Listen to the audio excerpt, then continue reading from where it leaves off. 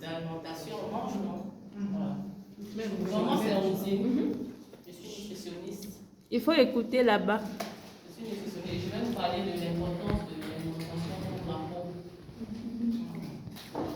Vous allez m'excuser parce que j'ai fait une présentation et au moment de mettre dans la clé, il y a une dispute courante. Je n'ai pas pu enregistrer. Alors, c'est quand avoir une peau éclatante. Une peau éclatante, c'est une peau lisse, qui n'a, on ne va pas dire pas d'imperfection, mais qui n'a presque pas d'imperfection, une peau qui respire. Et alors, la peau, c'est un organe qui est au contact direct avec le monde extérieur. Donc, notre peau doit être entretenue, et ça passe aussi par l'alimentation. Donc là, nous avons les facteurs qui peuvent influencer la santé de notre peau, l'état de notre peau. Là, on peut voir les acnés. L'acné, là, ça peut venir soit de l'alimentation, soit des gènes, ça peut avoir une origine génétique. Ça peut venir aussi du manque de soins. Et l'alimentation peut être victime de l'allergie alimentaire qui se répercute sur le visage, sur le corps, sur la peau. Il y a les facteurs génétiques, il y a l'environnement aussi. Donc ces soins qu'on a fait aujourd'hui, en fait, ça permet le soir, quand on vient c'est conseillé de faire des soins pour enlever tout ce que l'environnement a laissé sur nous. Et effectivement, on a une autre image qui montre les acnés qui peuvent venir aussi de l'alimentation. Donc, on parle de l'alimentation ici, il s'agit des macro- et micronutriments. Vous entendez souvent parler de protéines, de vitamines, tout ça. Donc, nous avons les macronutriments, ce sont les sucres qu'on peut consommer, les protéines, la viande, tout ça. Les lipides, ce sont les graisses. Et les micronutriments, ce sont les vitamines, les minéraux, ou les oligo-éléments. Mais ce qui nous intéresse le plus, en fait, ce sont les micronutriments, parce que c'est ce qui a plus un rôle fonctionnel. Les macronutriments apportent plus de l'énergie. Leur rôle, c'est plus constructeur et énergétique, alors que les vitamines, les minéraux, ça a plus un rôle fonctionnel. Et c'est important aussi, pourquoi? Parce que quand nous mangeons, tout ce que nous mangeons, on digère. Et quand on digère, ça se transforme en micronutriments. Et nous avons des vitamines là qui sont des vitamines bénéfiques pour notre peau. Quand j'entendais parler du coach Mike, il a insisté sur l'eau. Donc il y a l'eau qui est un élément essentiel aussi pour une belle peau. Il faut s'hydrater. Il est conseillé d'ailleurs de boire minimum 1,5 litre. Et moi je conseille même jusqu'à 2,5 litres pour les non-buveurs. Quelqu'un qui n'a pas l'habitude de boire, qui n'est pas boire comme il a dit par rapport à son élève. Si tu lui dis par exemple, bois 1 litre par jour, elle ne va même pas boire 2 litres. Donc je peux peut-être moi dire 2 litres de litre, sachant que bon, si tu as fait l'effort d'écrire 1 litre et autres, sachant que ça fait donc, ça veut dire qu'on le classe dans la famille des macros. Non, l'eau est à part. L'eau n'entre pas dans les donc ça, ce sont des vitamines en fait dont la carence peut entraîner des imperfections au niveau de la peau. Nous avons la vitamine A, qu'on trouve plus dans les fruits rouges et les carottes. Donc la carence peut entraîner, la carence en vitamine A, ça peut entraîner une peau flasque, une peau qui a tendance, une peau terne.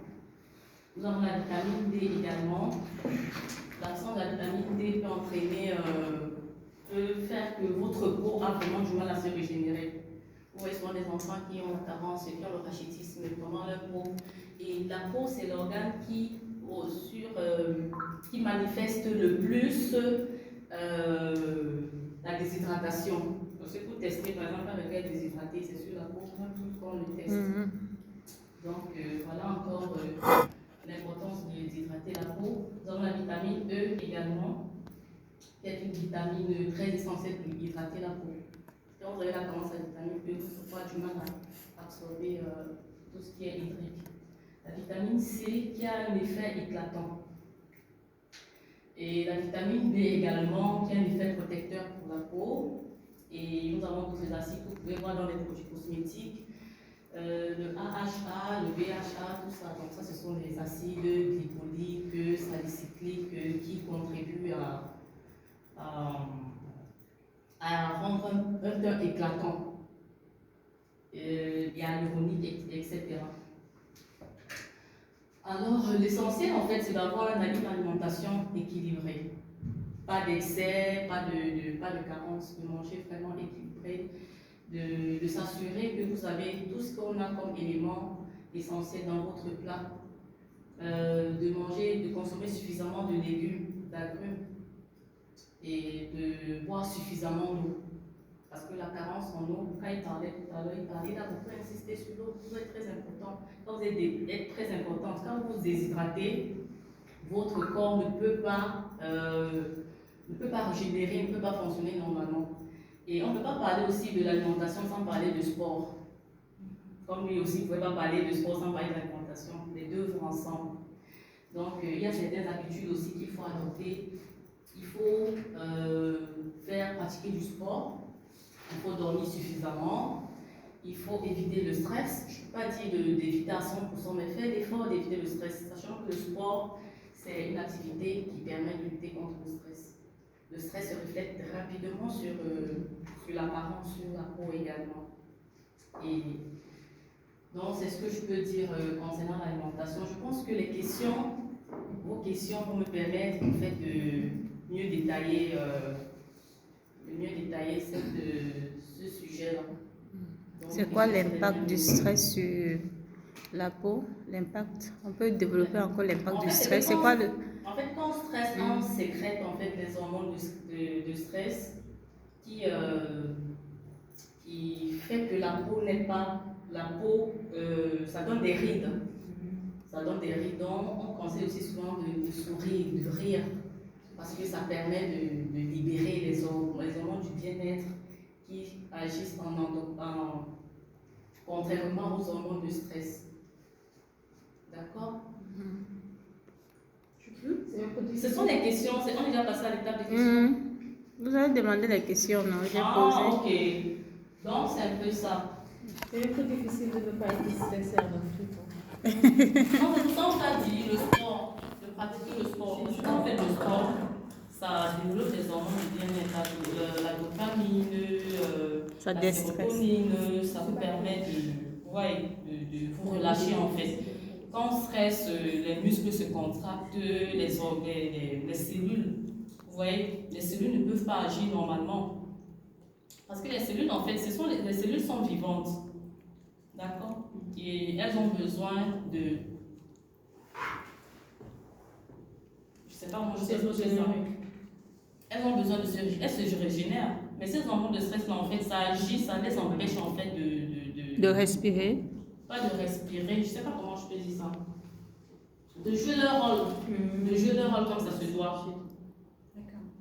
D'accord. Dites-moi, madame. Et le stress est source de la majorité des maladies, c'est source de cancer, c'est source de ceci, c'est source de cela. De cancer? Oui, de cancer. Quand tu es stressé, tu peux ne pas avoir des règles. Ça fait même aborder le stress. Ça bouleverse le fonctionnement de l'organisme, le stress. Homéostase physique. À plus forte raison, votre peau. Quand vous stressez, ça se ressent, vous avez des cernes, vous pouvez pas dormir, vous voyez, ça modifie carrément l'organisme. Et dans quels aliments on trouve le plus de vitamine E et de vitamine D? Bon, la vitamine E, on la trouve beaucoup plus dans les noix. Dans les noix, tout ce qui est noisettes, oléagineux. On les trouve aussi dans du poisson. Saumon.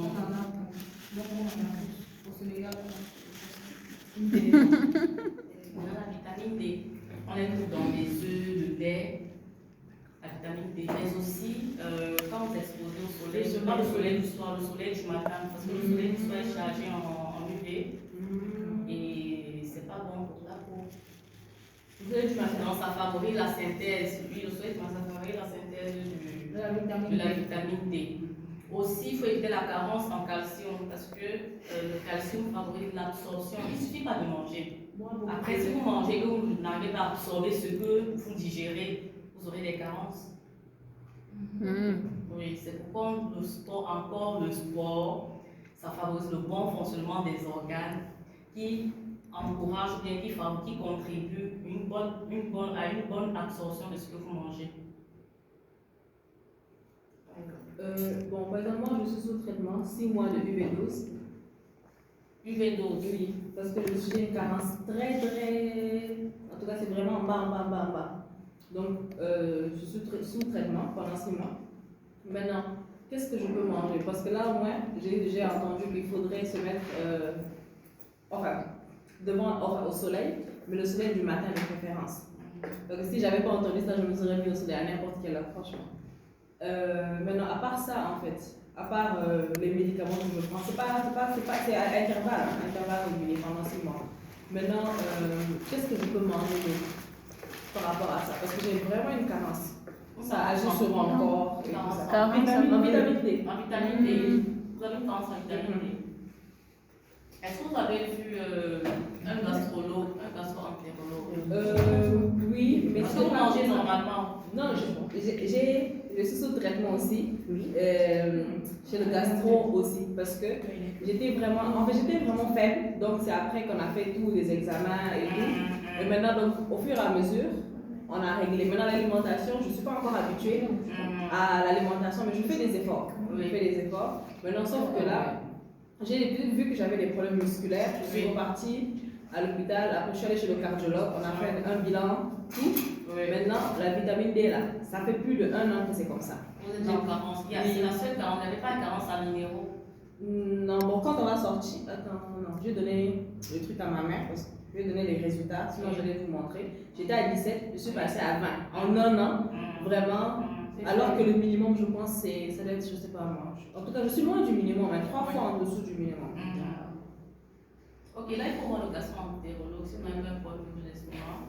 Et ensuite, si vous avez une alimentation équilibrée normale, est-ce que vous prenez normalement tout ce qui est lait, pas forcément produit d'origine animale? Je peux prendre de lait parce que ça me fait des ballonnements excessifs. Il y a les laits végétaux. Il y a les laits végétaux, les laits de soja et autres là. Bon, je préfère pas le soja, il y a le lait d'amande. Le soja fait grossir. Vous pouvez faire à la maison. Vous connaissez le souchet? Le souchet? Le souchet, on l'appelle le nir. Si, je connais. Vous faites le lait de souchet. Vous trempez, vous écrasez, vous pressez, vous mettez tout frais. Quand tu vas au marché, tu regardes devant lui. Oui. Les vendeurs en général là même ils vendent ça. Ah, c'est très riche. Ok, si, je vois les gens mettent ça avec des dates que les gens mélangent ça parfois. Voilà. Donc, je vous conseille de privilégier tout ce qui est noir. Les amandes, les noisettes, des trucs comme ça. Pas forcément les produits laitiers. Ok. Et je n'aime pas les œufs. Il faut maximiser l'apport en calcium. Les œufs, ça donne aussi. Voilà. Les œufs, Oui, les œufs, le ballonnement. Ça donne. Oui. Il faut voir dans son entérologue. J'espère que vous n'avez pas un problème au niveau de l'esthétique. Non, j'avais réglé ça. Mais pour les œufs, on prend comment? Pardon, pour les œufs. Je préfère les œufs durs aux œufs frits. Les œufs durs. Oui, les œufs durs. Le blanc de préférence. Même le jaune aussi. Le jaune. Même le jaune. C'est mieux quand mais le problème avec les œufs, ce qui me dérange pour les œufs, c'est la manière dont les élèves. Sinon, les œufs en eux-mêmes, il n'y a pas de problème. Vraiment, vous allez même jusqu'à 10 de la semaine, ça ne dérange pas. Avant, on disait que non, limite 2, mais ça, c'était pas bas. Ça n'avait pas de référence. Comment? Je sais pas. On dit prendre beaucoup d'œufs. Non, pas beaucoup. Oui, c'est les gens disaient que non, il ne faut pas dépasser 2 œufs par semaine, mais ce n'est pas prouvé scientifiquement. Vous pouvez consommer, c'est 1-2 œufs tous les 2 jours, ça ne dérange pas. Oui, mais de préférence les œufs durs et la différence au niveau de la manière dont on élève cette pondeuse. Est-ce qu'elles sont élevées avec des produits phytosanitaires, avec des produits bio? Oui, bio ou des produits vétérinaires. Voilà. Parce Parce que l'alimentation découvrait aussi. Mais bon, le plus souvent, on ne sait pas ça d'où ça vient. les œufs. On va, on achète. Pourtant, il y a des gens qui font on des demande il y seulement a des par gens qui champ. font, c'est vrai, c'est un peu plus cher. Par exemple, des Sheba fait dans le bio. Quand Que ils ce sont soit ici. les œufs, que ce soit les poulets, c'est du bio. Oui, Ben, je sais pas. des Sheba, oui. Alors, qu'est-ce que vous Parce pouvez que là, nous il n'y dire a pas les hormones, il n'y a pas les hormones de croissance, là où vous êtes sûr que. Oui. Qu'est-ce que vous pouvez nous dire pour les œufs de caille? On en parle beaucoup. Les œufs de caille, c'est très meilleur pour la santé. C'est très bon, c'est pas trop riche en cholestérol. Et vous pouvez manger avec la coquille. Là, ça, je Quoi, les petits œufs là? Les des taches là. Les œufs de C'est les œufs de Cayenne avec vous mangez ça avec la coquille. Hein. Enfin, on peut pas manger Et en plus, ce n'est pas Après, amer. oui, et puis vous mangez Avec la Mais même quand on le On fait prend comme bouillir. ça, ce n'est pas amer. Hein? Non, c'est pas amer. Pas du Si vous pouvez, c'est juste par rapport au goût. Quand c'est Ce cru, n'est pas amer. le fruit, c'est pas agréable. Mais C'est moi qui te dis ce n'est pas amer. Essaye pour voir. Et quand on je fait comprends pour le calcium. je dis Parce que c'est la pas carence à amer. calcium, on fait Non, j'ai pas de carence en calcium. Je pas de carence. Ouais. Ok. Ouais, avec Moi, la s'il y a coquille. pas un- Je vais pas goûter. On gommage. Quand on fait bouillir les œufs de caille, Et je vois juste. Ah. les œufs de caille, on peut les faire bouillir. Oui. Elle les mange comme ça. Oui, Et c'est bon aussi. Oui, c'est bon. C'est plus riche que les œufs de poule.